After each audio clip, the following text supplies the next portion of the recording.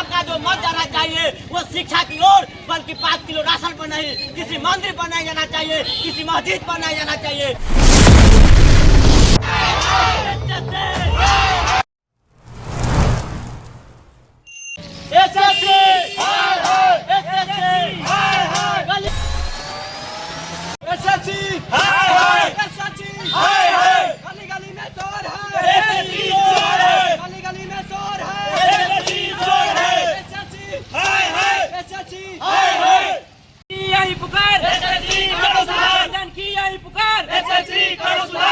अपने तरफ से जितने भी आपके बच्चे हैं, आपके गांव या समाज के हैं जो सरकारी नौकरी का है, तो वही एक सरकारी नौकरी जो होता है पद को नियुक्त करता है एसएससी, जिसका पूरा नाम होता है स्टाफ सिलेक्शन कमीशन। उसका आज का धांधली चल रहा है। उसमें जितने भी पेपर के क्वेश्चन सेट हो रहा था उसका पॉलिटिशियस कर रहा था, जो बहुत ईमानदारी पूर्वक कर रहा था। बल्कि आज जो पेपर है जो सेट करने का है एग्जाम को प्रोसेस जितना भी सिस्टम है आज इक्विडेटिव के पास चला गया है, जो उसका सिस्टम सही काम नहीं कर पा रहा है।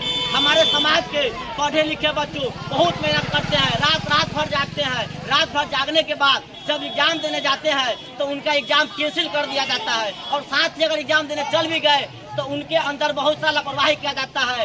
आजकल जो एग्जाम है वो कंप्यूटरवाइज किया जा रहा है। जब वो कंप्यूटर के सहारे जब एग्जाम देते हैं तो देखा जाता है माउस काम नहीं कर रहा है, कीबोर्ड काम नहीं कर रहा है। जबकि ये साल भर 9 महीना 6 महीना तैयारी करने के बाद अगर उनका सपना आधा घंटा के अंदर अगर टूट जाता है तो बताइए, वैसे बच्चे जो रात भर पढ़ के मेहनत कर रहे थे उनका सपना आधा घंटा में चूर हो जा रहा है। बस इसी को लेकर, इसी से एसएससी लापरवाही को लेकर हम लोग ये आंदोलन कर रहे हैं ताकि एसएससी इस एग्जाम सिस्टम को सुधारे, ताकि हमारे यहाँ के बच्चों को, हमें और आप सभी को दिक्कत नहीं हो।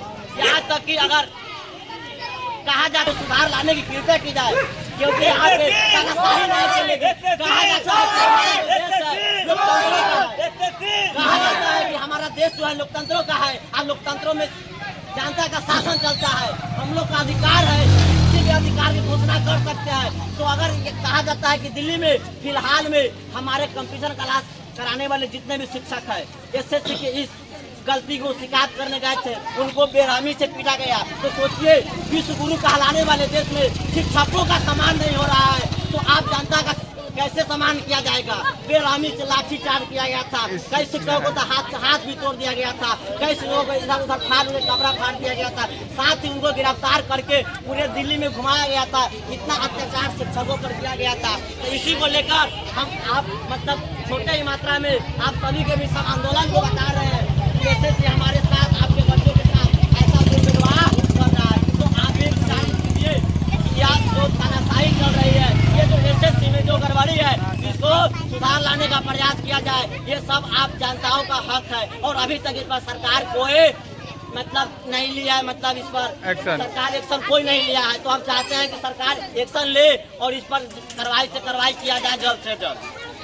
अगर किसी को इससे संबंधित अगर किसी को यहाँ उपस्थित किसी को सवाल पूछना है तो यहाँ पे आके पूछ सकते हैं, सबका जवाब हम देंगे। अगर ऐसे से संबंधित किसी को भी सवाल पूछना है तो हम उसका जवाब देंगे। अगर किसी को पूछना हो तो पूछ सकता है।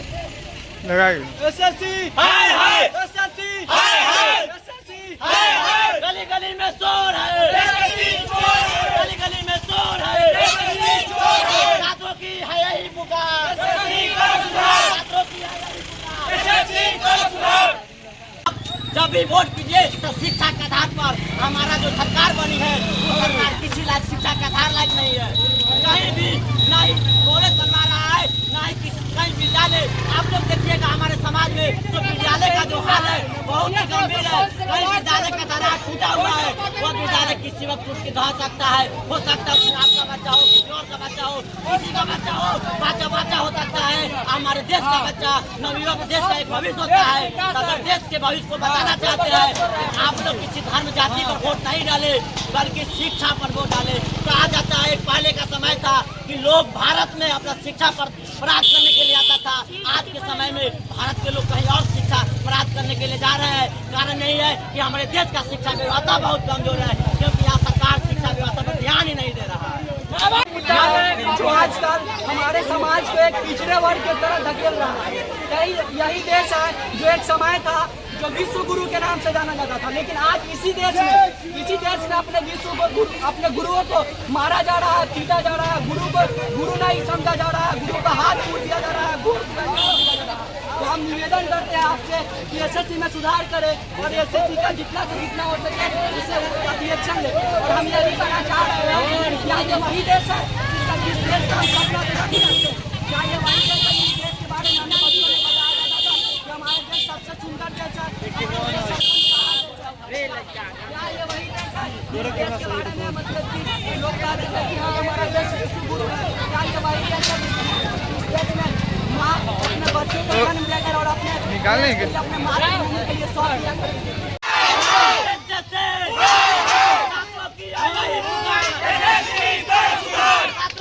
यही पुकार चारों तरफ शोर है, चारों तरफ शोर है।